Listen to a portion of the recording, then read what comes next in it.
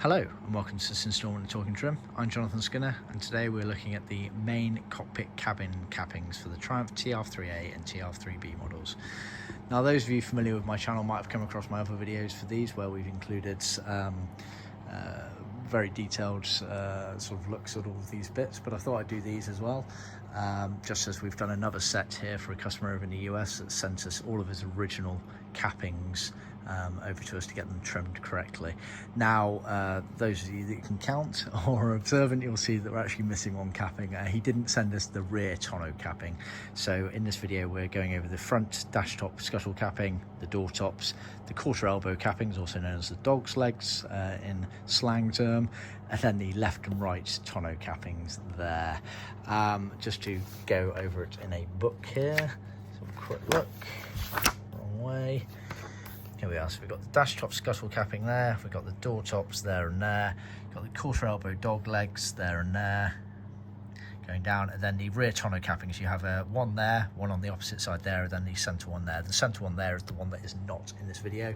The customer did not send us that particular one, but all of these cappings are original, so he's had them reconditioned, etc.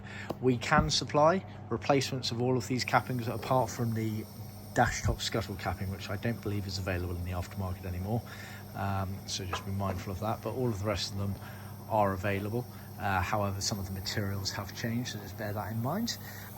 Now the majority of the cars left with leather for some of these cappings, not all of them, and it's actually nice and easily done. If I remove those to the side, they're normally the pieces that are leather in the TR3A and TR3B. Some cars would have left with vinyl / vinide for using for these, but the majority did leave with leather, and that's what we've done these in. However, we've also done these bits in leather for this specific customer because he's got a full leather trim kit from us, so just bear that in mind.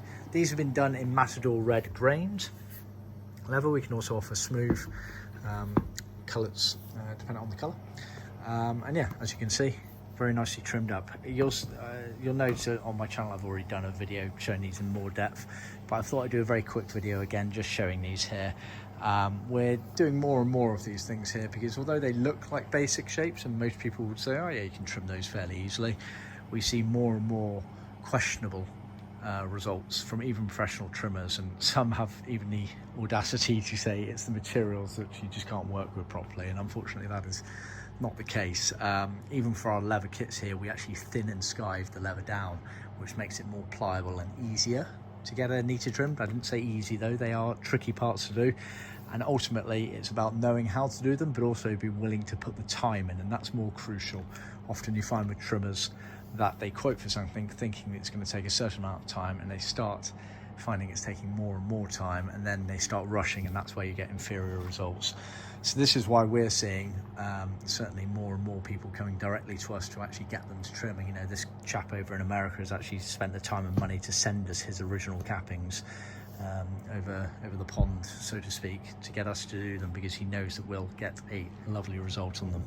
As you can see, really nicely trimmed there all the way around. We use proper contact adhesive as well, so that glue is going to outlast arguably our lifetime. Certainly the ownership of the car. It's got all of the chrome finisher ends on it as original for the TR3As, and as you can see, you know, we go down to those details where you do end up with those grooves going down the cappings on the original ones there. The rear tonneau cappings here were in questionable state, shall we say.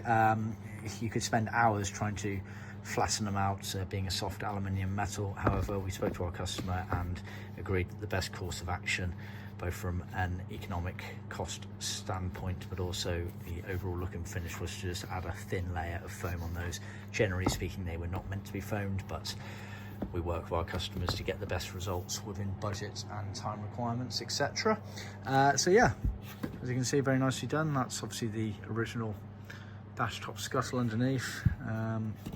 But yeah, very nicely trimmed even around those corners, which is a tricky part to get done. With all of these parts here, it's always these corners that are the tricky part, and there are tricks to the trade which we're more than happy to give you or your professional trimmer advice on. But if you do come across a professional trimmer who's saying that it simply can't be done neatly, get them to talk to us, and really don't accept no for an answer, because this is proof in the pudding, as they say. Everything is within their power to do. It's just whether they can be bothered to spend their time and energy doing it the correct way. These jobs often aren't meant to be easy, so just bear that in mind. Anyway, enough on that. Yeah, just thought I'd do a very quick one there. So yeah, please remember to like, subscribe and share with other classic car enthusiasts out there. Be sure to check out the description below for other details on where to buy these said products on our website, as well as useful links to our handbook area of our website and our materials and colours library. Thanks for tuning in. See you next time.